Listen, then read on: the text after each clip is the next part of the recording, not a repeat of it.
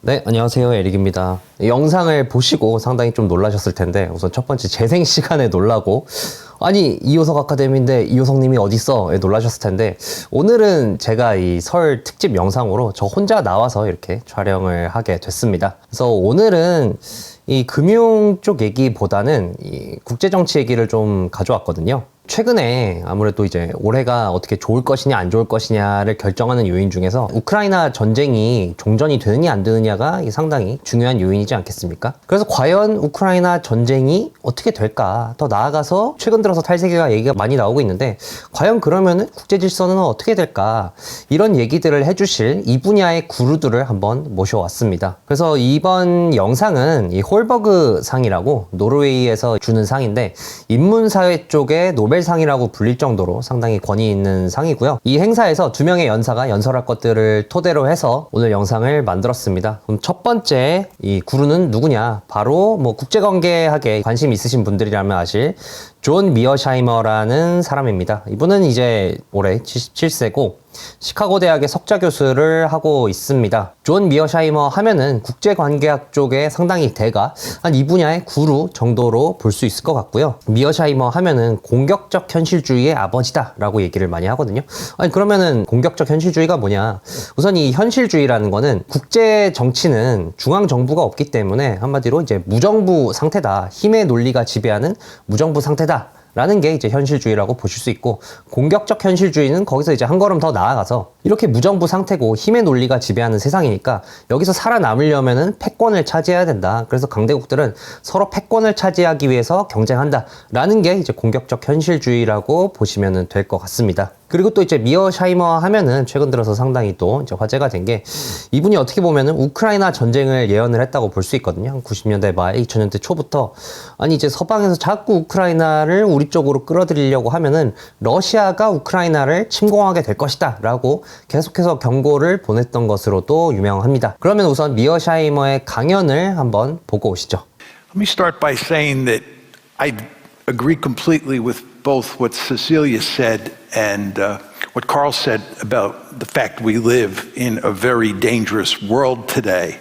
I'd put a finer point on it and say that I think the world is likely to get more dangerous with the passage of time. And number two, I believe that the world that we are moving into is more dangerous than the Cold War was. And of course, the Cold War was dangerous, but there's bigger trouble ahead. Now, the question is, why do I say that? I say that because you have to think about what the world looked like when World War II ended and how it's evolved over time. And you have to think about how the structure of the world has changed, because that tells you a great deal about the likelihood of conflict. When I was born in 1947, it was a bipolar world. There were two great powers in the system, the United States and the Soviet Union. When the Cold War ended in 1989, and certainly when the Soviet Union fell apart in December of 1991, we moved from a bipolar world to a unipolar world. Then around 2017, the structure of the system began to change, and we moved from unipolarity to multipolarity, a world where there are three great powers, the United States, China, and Russia. So if you think about it, in my lifetime, we went from bipolarity to unipolarity to multipolarity. Now, what this means is that in the multipolar world we're in now, we have what I would call two conflict dyads involving great powers. One is the US-China dyad, and the other is the US-Russia dyad. During the unipolar moment, you had no great power competition. Most of you young people in the audience were born in the unipolar moment. There was only one great power in the system in the unipolar moment, and you cannot have great power competition by definition when you have only one great power. In the bipolar world that I was born into, there were two great powers, and you had one conflict dyad, the United States and the Soviet Union. So what you see is today you have a major conflict dyad in Asia involving China and the United States, a major conflict dyad involving great powers here in Europe involving the United States and Russia. That's two conflict dyads versus one in the Cold War and none in the unipolar moment.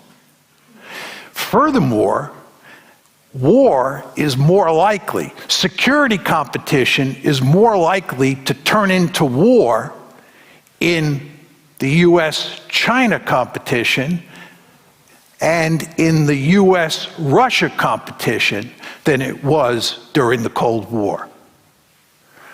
So what I'm saying to you is that we have more potential wars between great powers in the multipolar world we now live in. Now, why do I say that? I think what I have to do here is explain to you how I think about the security competition between the United States and China in East Asia. Just tell you what I think is going on there, and then talk about what's going on here in Europe in terms of the US-Russia competition. And of course, when I talk about the US-China competition, what I'm going to do is focus mainly on Taiwan. And when I focus on the US-Russia competition here in Europe, I'll focus mainly on Ukraine. And what I'm going to try and do is convince you that these are really dangerous situations. Now, with regard to the US-China competition, what's happening here is that China is a peer competitor of the United States. If you were to rank order the three great powers in the system now, the United States remains the most powerful state on the planet. China is a close second, and there's great fear in the United States that they will eventually overtake us. And Russia is a distant third. Russia is a weak great power. There are a number of people who argue it shouldn't even be considered a great power. People should argue that we're in a bipolar world today that involves just the US and China. I don't agree with that. I think Russia is a great power, but it's the weakest of the three great powers. China's a potential hegemon. It's a potential hegemon in Asia. China is growing very powerful. And in international politics, when you grow very powerful, the ideal situation is to dominate your region of the world. It's to be a regional hegemon and to make sure that no other country on the planet, really no other great power on the planet, dominates its region of the world the way you dominate yours. And of course, the paradigmatic example of this is the United States of America. We are the only regional hegemon in the world. We dominate the Western Hemisphere. No American goes to bed at night worrying about any other country in the Western Hemisphere attacking us. Why? Because we are Godzilla.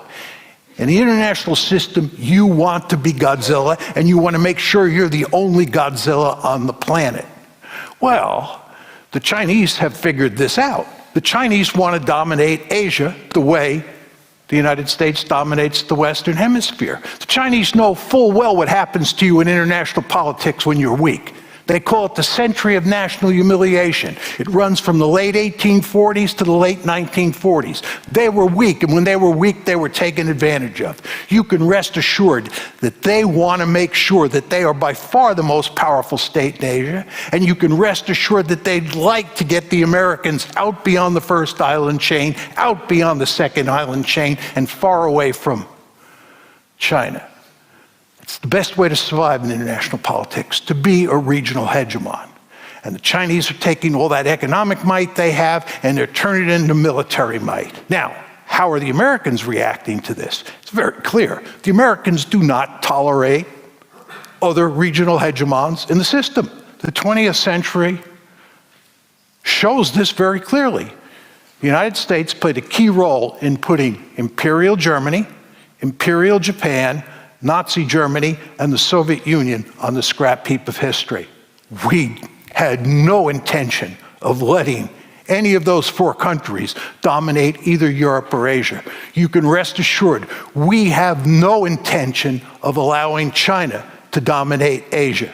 And in fact, we're not going to pursue a pure containment strategy. We're going to pursue a rollback strategy as well. We're going to try and weaken China the way we weakened the Soviet Union during the Cold War. We have our gun sights on the Chinese. The Chinese, of course, fully understand that, and they're going to great lengths to try to deal with us. And at the same time, as I said to you, the Chinese have a deep-seated interest in achieving regional hegemony. And the more powerful they grow economically, the better off they'll be at developing the military capability to achieve regional hegemony. This is why, of course, the United States is trying to slow down Chinese economic growth. So what you have in East Asia is an intense security competition between China and the United States. And the principal focus is on Taiwan. And Taiwan is a really dangerous situation. There is no analogous situation in the Cold War. The 1947 to 1989 Cold War. Berlin was not the equivalent of Taiwan. Why is Taiwan so dangerous? Taiwan is remarkably dangerous because, number one, the Chinese consider it sacred territory and they desperately want it back. Number two, the Americans believe firmly that for a variety of reasons, it's important that we not let China take Taiwan because it has great strategic value for us. So what's happening here is that the United States is now moving closer and closer to Taiwan. The Nancy Pelosi visit's just one indicator of how we're moving closer and closer to Taiwan. And this, of course, enrages the Chinese because this is sacred territory. This is nationalism at play. The Americans are preventing us from getting Taiwan back. So you have a lot of tension. And then the third reason is it's easy to imagine a Cold War in East Asia turning into a hot war over Taiwan because it would be a battle over an island in a huge body of water. During the Cold War, when Carl and I were young, it was hard to imagine starting a war in Central Europe because you had two massive armies with thousands of nuclear weapons in their inventory. And if those massive armies crashed into each other with all those nuclear weapons, we probably would have all gotten incinerated. So when we ran war games during the Cold War, it was very hard to get a war going in Europe because everybody understood what the consequences would be. It's much easier to imagine a war breaking out over Taiwan. It's a small island out in the middle of a large body of water. And by the way, the other 2 points of friction in East Asia are the South China Sea and the East China Sea. And you can imagine a war breaking out over those two bodies of water. So you see the different scenarios between the Cold War, Central Europe, and the new Cold War in East Asia between China and the United States over Taiwan or the South China Sea or the East China Sea. So there's big trouble coming in East Asia. I'm not arguing here that war is inevitable, but it is going to be very difficult to avoid that intense security competition turning into a real war. Okay, let's shift gears and go to Europe and talk about what's going on in Ukraine. And here we're focusing mainly on the US-Russian dyad. It is very important to understand that the Americans drive the train in the West. Putin doesn't want to talk to the Europeans. He wants to talk to the Americans. He knows who the boss is. Right? So when you think about the war in the Ukraine, it's really the US and the Russians that matter the most, in addition to the Ukrainians, of course. Now, the conventional wisdom in the West is that what is happening here is that Putin is an imperialist and he is bent on creating a greater Russia or recreating the Soviet Union. And what he is intent on doing in Ukraine is conquering that country, occupying that country, and integrating it into a greater Russia. And in fact, Ukraine is the first stop on the train line. When he's done with Ukraine, he's going to move on to other states like Estonia, Latvia, Lithuania, maybe Poland, who knows. But he is an imperialist at heart. He's an aggressor who's interested in building an empire. This is the conventional wisdom that you all know well. I would imagine that most of you believe this. My view is this is simply wrong. There's no evidence to support it. I believe that if you're going to make that argument, you have to show evidence that Putin said it was desirable to conquer Ukraine and create a greater Russia. You have to show evidence that he thought it was feasible to do that. And you have to show evidence that he said that that's what he was doing. There is no evidence, and I want to underline that word, no. There is no evidence that he thought it was desirable to conquer Ukraine or to create a greater Russia or to conquer any other country. There's no evidence that he thought it was feasible. And there's no evidence that he said that's what he was doing. Furthermore, he does not have the capability to do it. The Russians invaded Ukraine with 190,000 men. There's no way 190,000 men could conquer a piece of real estate with 40 plus million people in it with 190,000 men. When the Germans invaded Poland in 1939, they went in with 1.5 million men. You need a huge army to conquer a country like Ukraine, occupy it, and incorporate it into your country. And you're not going to do that with 190,000 men. Furthermore, this man, Vladimir Putin, does not have the Wehrmacht at his fingertips. You've noticed how poorly the Russian army performs. So you have a small army that's not the Wehrmacht. There's no way this army could conquer all of Ukraine. And if you look at the strategy that's been employed, my argument makes perfect sense. This is not a case of Putin acting like an imperialist. My argument is, as I'm sure many of you know, that if you look carefully at what was going on, it's quite clear that the West's efforts to turn Ukraine into a Western bulwark on Russia's borders was viewed as an existential threat.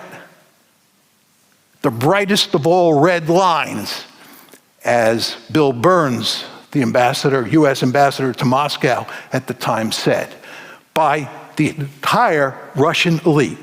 The idea that Ukraine was going to be incorporated into NATO, the idea that Ukraine was going to be incorporated into the EU, the idea that you were going to promote an orange revolution and turn Ukraine into a pro-Western liberal democracy, it's unacceptable to the Russians. It was an existential threat. You might not think it was an existential threat, but what you think doesn't matter. The only thing that matters is what the Russians think. And the Russians thought it was an existential threat. And they made it unequivocally clear to us that it was an existential threat. And how did we react? We ignored what they said and we continued pushing to bring Ukraine into NATO, pushing to bring Ukraine into the EU, pushing to turn it into a pro-Western liberal democracy. Why did we do that? I'll tell you why we did it. Because the Russians were weak.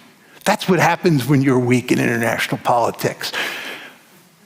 The Russians protested NATO expansion from the get-go. The first tranche took place in 1999. The second tranche of expansion took place in 2004. Right? The Russians screamed bloody murder both times. We didn't care. We just shoved it down their throat. They were weak. And when they're weak, you can do that. 1999, we succeeded. 2004, we succeeded. Then in 2008, we said, we're going to bring Georgia and Ukraine into NATO. The Russians made it very clear, you're not going to do that. You're not going to do that. We're going to resist. And if we have to, we'll destroy Ukraine. This was clear a long time ago. What did we do? We doubled down. We just kept pushing and pushing and pushing. And what you want to understand is that from the Russian perspective, this is an existential threat. They have to win this war. They cannot afford to lose it. If you accept the argument that Putin is an imperialist and he's just bent on conquering some more territory and creating a greater Russia, and there's no really underlying security imperative, then you can cut a deal and end this war. But if you think that the Russians view this as an existential threat, you think about this conflict in very different ways. Because you're dealing with a great power that's armed to the teeth with thousands of nuclear weapons that sees itself facing an existential threat. Now, that's my view of the Russian perspective on how this has to end. They have to win. They cannot afford to lose. What is American policy and what is Ukrainian policy? American policy is we're going to beat them in Ukraine. This is, of course, Western policy. Norway is deeply involved in this. Our policy is to defeat the Russians, right? And also wreck their economy with sanctions. And also promote regime change and then put Putin on trial. And maybe even break apart Russia. This is their goal. We're going for victory. We think we can win in Ukraine. Putin has to win. The Ukrainians, it's an open and shut case. Of course, from their point of view, they want to recover all their territory, and they want to weaken Russia as much as possible so that Russia can't pay a return visit. So the Russians are pursuing a clear-cut victory. The Ukrainians and the Americans are pursuing a clear-cut victory. What does this tell you? This tells you there's no diplomatic solution. There's no diplomatic solution to this one. This is why everybody basically understands that this is going to be a protracted stalemate. They think it's going to be a protracted stalemate because there's no solution. There's another dimension to this, the most worrisome of all, and that's nuclear escalation. Russia thinks it faces an existential threat. And again, what you think doesn't matter. It's what the Russians think. They think they face an existential threat. What happens if NATO succeeds? What happens if we begin to roll the Russian army back in Ukraine and we're moving up to the borders of Russia? When I say we, I'm talking about Ukrainian forces backed by NATO power. The Russians are likely to use nuclear weapons to rescue the situation, right? This is a great power that's facing an existential threat, and it's losing. You don't think it's going to think seriously, at least, about using its nuclear weapons? You can rest assured it is. I like to tell the story about 1945, Japan, 1945. The Americans had defeated Japan by August 1945. Japan was defeated. We just couldn't get the Japanese to throw up their hands and surrender. And we thought that we were going to have to invade the Japanese home islands. And we knew how many casualties there had been at Okinawa and at Iwo Jima, and we did not want to invade the Japanese home islands. We were desperate to avoid invading the Japanese home islands. And you know what we did? We dropped 2 nuclear weapons on Japan. And you know what? You could do that because the Japanese didn't have nuclear weapons of their own, and they were not going to retaliate. Well, I have news for you. The Ukrainians don't have nuclear weapons of their own. And if the Russians use nuclear weapons in Ukraine, Ukraine can't retaliate, and we're not going to initiate a general thermonuclear war by using nuclear weapons to defend Ukraine. So you can see the potential for nuclear escalation here is real. And given the consequences, the potential of escalation does not have to be very high to scare the living bejesus out of you.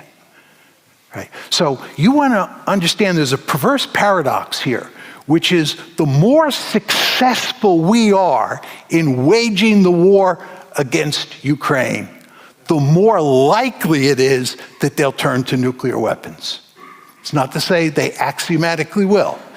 It's just to say it becomes a real possibility. So the story I've told you here, in conclusion, is that during the Cold War, we had one conflict dyad. During the unipolar moment, we had none. During the multipolar world we now live in, there are two potential great power conflicts on the table. And both of them, as I tried to describe, are very dangerous. So all of you should be very fearful about the world that you live in, and even more fearful about the world that we're moving into.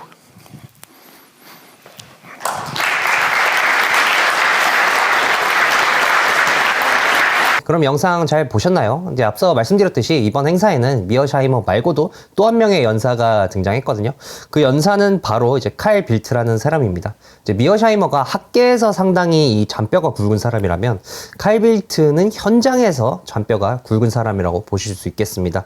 이 커리어가 상당히 화려하죠. 스웨덴의 총리도 했었고, 의원도 했었고, 외교부 장관도 했었고, 외교관도 했었고, 상당히 뭐 여러 가지 직위를 역임을 했는데, 이분 같은 경우는 이제 이 국제 외교 무대에 상당히 좀 이력이 있습니다. 그래서 대표적으로는 발칸반도 분쟁을 중지했던 이력이 있습니다. 그래서 이분 같은 경우는 어떤 얘기를 했냐. 우선 이분도 이제 세계가 점점 위험해지고, 그리고 우크라이나 전쟁이 쉽게 안 끝날 것이다 라는 데에서는 이제 미어샤이머에 동의를 했습니다. 칼 빌트 같은 경우는 이 두 가지 이유 때문에 이제 유럽과 러시아가 물러설 수 없을 것이다 라고 얘기를 했는데, 우선 첫 번째, 유럽의 입장에서는 유럽의 핵심 가치가 이 두 개가 있는데, 이 두 개가 이 전쟁을 통해서 위협을 받는 상황이기 때문에 쉽사리 유럽 입장에서는 휴전을 하거나 종전을 할 수 없다라고 얘기를 했습니다. 우선 첫 번째는 전쟁 범죄인데요. 이 유럽에서 1차 대전, 2차 대전이 있지 않았습니까? 특히 2차 대전에서 나치 독일이 상당히 잔혹한 전쟁 범죄를 많이 저질렀는데, 이런 전쟁 범죄를 저지른 거에 철저한 반성을 유럽이 하면서 지금까지 왔다는 거죠. 근데 이제 이 우크라이나 전쟁에서 러시아가 뭐 부차 지역에서 학살을 했다, 여러 전쟁 범죄를 저질렀다, 뭐 이런 것들이 많지 않습니까? 그러니까 이제 유럽 입장에서는, 아니 러시아가 전쟁을 하면서 이렇게 전쟁 범죄를 저질렀는데 우리가 이거에 대한 책임을 묻지 않고 그냥 흐지부지 전쟁을 종결할 수 있을 것이냐? 유럽 입장에서는 그럴 수 없다 라는 게 이제 첫 번째 이유고요. 그 다음에 두 번째는 여기 보시면은 이제 이 유럽의 지도입니다. 유럽을 보시면은 여러 나라가 옹기종기 국경을 맞대고 살고 있지 않습니까? 그러니까 이 칼 빌트의 말로는 유럽이라는 게 여러 국가가 국경을 맞대고 사는 곳인 만큼 이 국경을 위주로 해서 주권이 지켜지는 게 굉장히 중요하다. 그러니까 유럽에서는 국경이라는 게 상당히 중요한 개념인데, 러시아가 주권 국가인 우크라이나를 침범을 해서 이 국경을 침범한 것에 대해서 아무런 뭐 배상이나 이런 것도 하지 않고, 그리고 또 러시아가 지금 돈바스 지역을 점령을 했는데 이것도 그냥 여기서 종전하면서 흐지부지 러시아한테 넘겨주고 끝난다? 이것 역시도 유럽의 이 국경이라는 핵심 가치를 위배하는 것이기 때문에 절대로 유럽 입장에서는 쉽게 종전을 할 수 없다라는 게 이분이 말씀한 첫 번째 이유고요. 그럼 두 번째, 러시아 입장에서는 어떠냐? 이 러시아 입장에서도 쉽게 종전을 할 수 없을 것이다 라는 게 칼 빌트의 말입니다. 그러니까 이 러시아 같은 경우는 이제 독재자의 딜레마라고 하죠. 그러니까 이제 독재자는 어떻게 보면은 국가라고 볼 수 있지 않겠습니까? 그러니까 이제 국가의 실패가 곧 본인 개인 삶의 실패가 되는 거거든요. 만약에 여기서 푸틴이 우크라이나를 금방 쉽게 점령을 하고 전쟁을 끝낼 것처럼 하더니 그냥 뭐 러시아 희생만 이렇게 커지고 그냥 이렇게 흐지부지하게 그냥 전쟁을 마무리한다? 그러면은 이제 푸틴의 러시아에서의 지위가 굉장히 많이 흔들릴 거라는 거죠. 그렇기 때문에 이 러시아의 입장, 그러니까 푸틴의 입장에서도 쉽게 종전을 할 수 없을 것이다 라는 게 칼 빌트의 설명입니다. 그리고 이제 칼 빌트 같은 경우는 이런 얘기도 하더라고요. 유럽의 역사적으로 봤을 때 유럽의 전쟁이 반드시 전 세계의 비극이 되었다. 그러니까 1차 세계대전, 2차 세계대전 둘 다 이제 유럽에서 벌어진 전쟁이 세계대전이 되지 않느냐. 물론 이제 1차 세계대전 같은 경우는 이건 뭐 유럽 전쟁 아니야 라고 하는 시각도 있습니다만, 어쨌든 이 칼 빌트가 보기에는 결국에는 이 두 번의 전쟁이 둘 다 세계의 비극이 되었기 때문에 이번 우크라이나 전쟁도 세계의 비극이 될 수 있다라고 얘기를 했습니다. 그러니까 뭐 굳이 뭐 3차 세계대전으로 비화가 된다 이건 아닐지라도 세계의 질서가 이 우크라이나 전쟁을 기점으로 해서 상당히 바뀔 것이다 라는 얘기인데, 그런 맥락에서 이런 얘기를 하더라고요. 그러니까 유럽이 하나의 어떤 군사안보 공동체가 되었다. 그러니까 이제 밑에 지도는 유럽에서 이제 나토 가입 국가를 나타낸 지도거든요. 보시면은 제가 이제 검은색으로 박스 친 곳이 스웨덴과 핀란드입니다. 이 스웨덴과 핀란드가 원래는 나토 국가가 아니었는데 이제 러시아가 우크라이나를 침공하면서부터 이 나토 가입을 타진을 하고 있거든요. 이게 참 러시아 입장에서 보면은 되게 아이러니하죠. 우크라이나가 나토에 가입하고 이제 서방화 되는 거를 막기 위해서 침범을 했는데 정작 또 국경을 맞대고 있는 이제 핀란드와 스웨덴이 나토에 가입하는 어쨌든 이런 아이러니한 상황이 됐는데, 어쨌든 그 외에도 이제 이 초록색으로 박스 친 이 덴마크 같은 경우는 원래 EU에서 점점 좀 발을 빼려고 했습니다.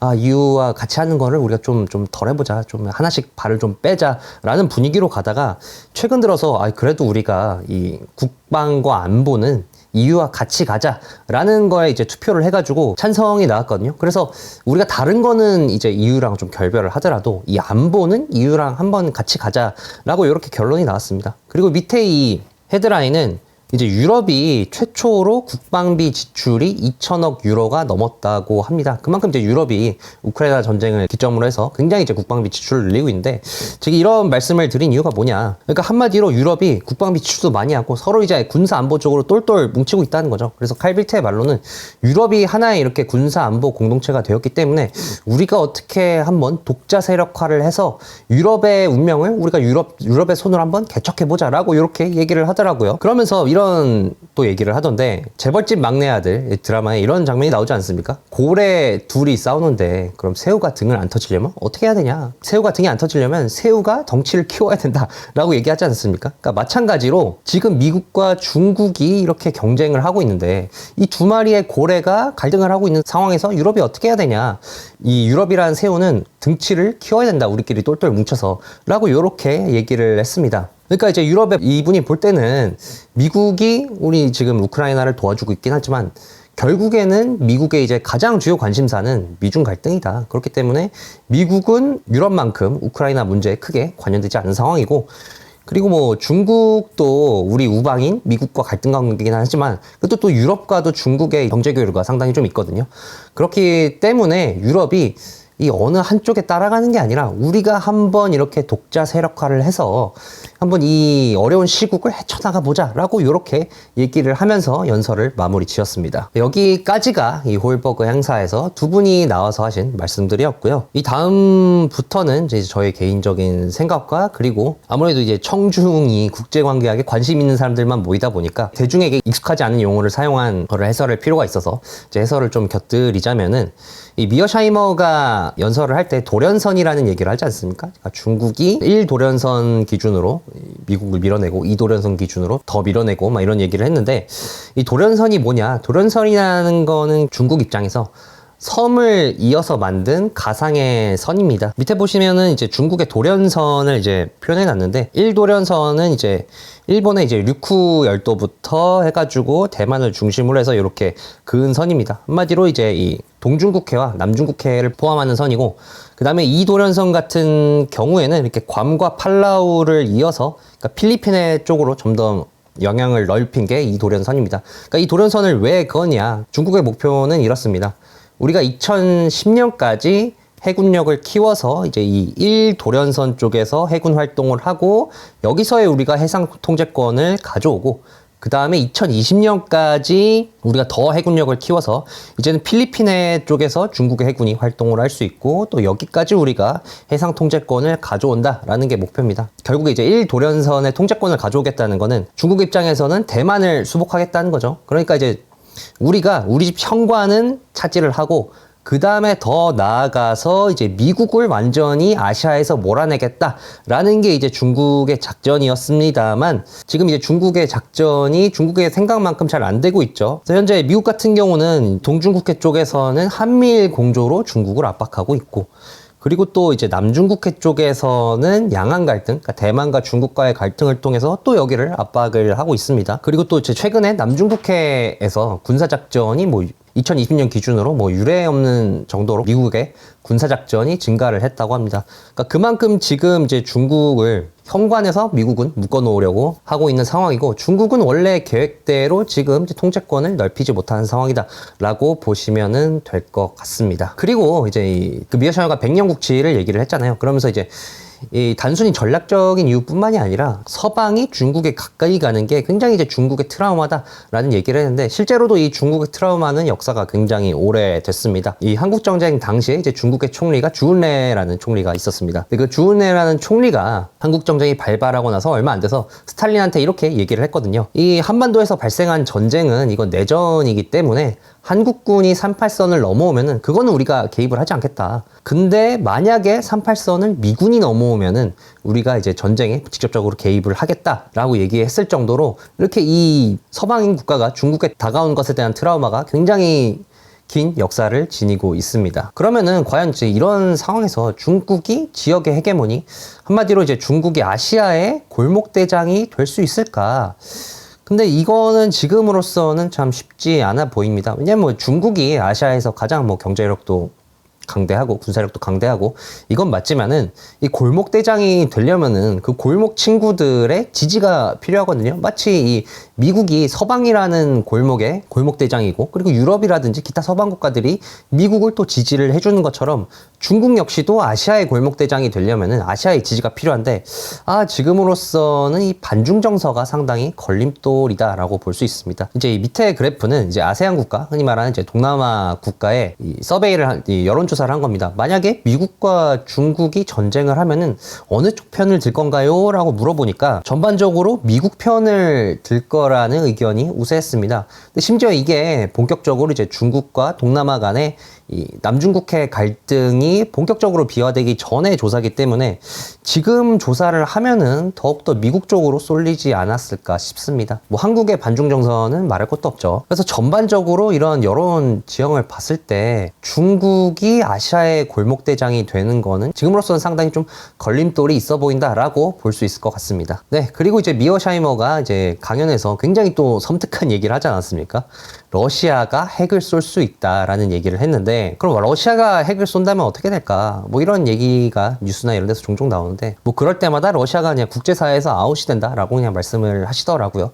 당연히 이제 러시아가 국제사회에서 아웃되는 거는 당연하고, 더 나아가서 이제 세계 질서가 상당히 좀 흔들릴 수 있지 않나라는 생각이 들었습니다. 이 경제에는 이 브렌트우즈라는 협약이 있잖아요. 우리가 달러를 쓰는 브렌트우즈 협약이 이제 글로벌 경제의 주춧돌 같은 거라면, 이제 국제 안보에는 NPT가 그 브렌트우즈 같은 역할을 하고 있다라고 보실 수 있습니다. NPT는 이제 핵 확산 방지 조약이죠. 그러니까 이제 미국, 러시아, 영국, 프랑스, 중국 이 5개국만 핵을 가지고 나머지 이 조약에 가입한 국가들은 우리가 좀 원조를 하고 이런 도움을 주는 대신 핵을 보유할 수 없다라는 조약인데, 이 조약을 만든 이유가 지금 뭐 이 핵 보유를 누군가가 제지하지 않으면은 지구상이 결국에는 전부 다 핵무장을 하게 된다는 생각에서 나온 거거든요. 왜냐면은 너만 핵 가지고 있어? 그러면은 내가 완전 이거 의리되는데, 우리가 핵 균형을 맞추기 위해서 나도 핵을 가지고, 그러니까 이러다 보니까 전 세계가 핵무장을 하게 되고 이러면은 이 전 세계 위험도가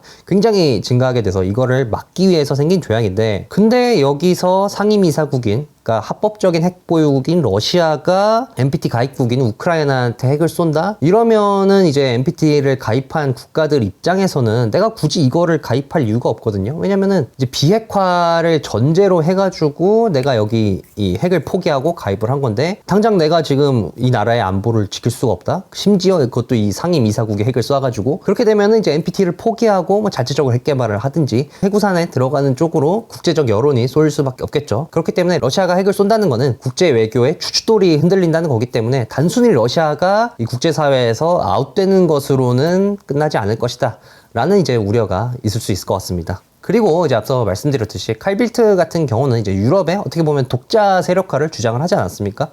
근데 과연 이제 유럽의 독자 세력화가 가능할까라는 의심의 눈초리가 있습니다. 왜냐면 이제 밑에 그래프는 러시아가 유럽의 천연가스를 가지고 소위 갑질을 하지 않았습니까? 그렇게 되면서 이제 유럽이 상당히 좀 어려움에 처했었는데, 그럼 지금 과연 유럽은 어떻게 이제 천연가스 문제를 해결하고 있을까? 보시면은 결론적으로는 러시아 가스 수입량의 86%를 대체를 했습니다. 나머지 14%는 이제 수요를 좀 줄이는 방식으로 대응을 하고 있는데, 근데 이제 이 러시아 가스를 대체를 하는데 가장 큰 역할을 한 게 이제 미국으로부터 오는 LNG 수입이거든요. 그렇기 때문에 오히려 지금 이 유럽 입장에서 보면은 러시아의 에너지를 의존을 하다가 이제는 미국의 에너지를 의존을 하는 상황이기 때문에 과연 우리가 미국으로부터 벗어나서 유럽이 제3의 길을 가는 게 가능할까? 라는 의심이 있을 수 있을 것 같습니다. 오늘 제가 이 컨텐츠를 준비하면서 들었던 생각은 결국에는 이제 우리 세상이 오늘만 보고 사는 세상이 된다는 건가? 라는 생각이 들었습니다. 이 흔히들 이 국제정치는 죄수의 딜레마가 지배하는 곳이다 라는 얘기를 합니다. 이 죄수의 딜레마는 유명하죠. 두 명의 죄수가 잡혀서 이제 서로 자백을 하느냐 아니면은 침묵을 지키느냐 이거에 따라서 형량이 갈리는데 가장 좋은 선택지는 둘 다 침묵을 해서 1년형만 살고 나오는 게 가장 좋은 선택지지만 두 죄수가 서로를 믿지 못해서 둘 다 자백을 해서 5년형을 살게 되는 그런 비합리적인 선택을 하게 된다는 겁니다. 그러니까 B 입장에서는 이 녀석이 분명히 자기 이익만 생각해서 자백을 하는 선택을 할 텐데 그러면은 나는 침묵을 지켜서 20년형 사느니 나도 자백을 해서 5년형 사는 게 가장 좋은 선택지다 라고 생각을 해서 자백을 한다는 거죠. A 역시도 마찬가지로 그렇게 생각을 해서 자백하는 것을 선택을 하고요. 마찬가지로 국제 정치에서도 서로 핵 없으면 좋죠. 서로 국방비 증강 안 하면은 가장 좋죠. 근데 이 국가끼리 서로를 믿지 못하니까 핵 개발을 하고 군비를 증강을 하는 그런 비합리적인 선택을 하게 된다는 겁니다. 근데 이 생각해보면은 이 미어샤이머가 이런 얘기를 하지 않았습니까? 2차 대전 이후로 세상은 긴장도가 떨어지고 평화가 증가하는 방향으로 나아갔다. 실제로 우리는 냉전 시기를 지나면서 서로 핵도 감축하고 여러 가지 국제기구를 만들어서 국제 평화로 나아가는 쪽으로 발전을 했단 말이죠. 근데 이런 죄수의 딜레마가 지배하는 세상에서 그런 선택을 할 수 있었던 이유는 바로 이 죄수의 딜레마에 한 가지 희망이 있기 때문입니다. 이 죄수의 딜레마를 한 번만 하면은, 그러니까 이 게임을 한 번만 하면은 서로 협력하지 않는 선택을 하게 되지만 이 죄수의 딜레마라는 게임을 여러 번 반복을 하게 되면은 이 협력을 할 가능성이 생긴다는 건데요. 그럼 이 협력의 가능성은 어떻게 결정되느냐? 우리가 미래의 이익을 얼마나 크게 생각하냐에 따라서 이 협력의 가능성이 결정이 됩니다. 우리가 미래의 이익을 크게 생각하면 생각할수록 점점 협력할 가능성이 커지고 우리가 미래보다는 오늘의 이익만 생각을 하면 협력할 가능성이 줄어든다는 거죠. 근데 지금까지 우리는 미래의 이익을 더 크게 생각했기 때문에 여러 가지 협력을 하면서 긴장도를 낮추는 방향으로 갔던 것인데 근데 이 두 전문가의 말처럼 앞으로 세상이 더 위험해지고 더 긴장도가 높아지는 방향으로 바뀐다면은 그거는 결국 우리가 미래의 이익을 중시하는 세상에서 이제는 오늘만 보고 사는 세상으로 바뀐다는 거 아닌가? 점점 이런 국제적 갈등이 증가를 하고 그리고 경제 성장도 점점 줄어들어서 이전만큼 성장을 하지 못하게 되면서 결국에는 우리는 오늘만 보고 살게 된다는 얘기인가? 라는 생각이 들었습니다. 참 암울한 얘기지만요. 오늘의 영상은 여기까지입니다. 긴 시간의 영상이었는데 보시느라 굉장히 고생하셨고요. 그러면 저는 다음 영상에서 다시 뵙겠습니다. 감사합니다.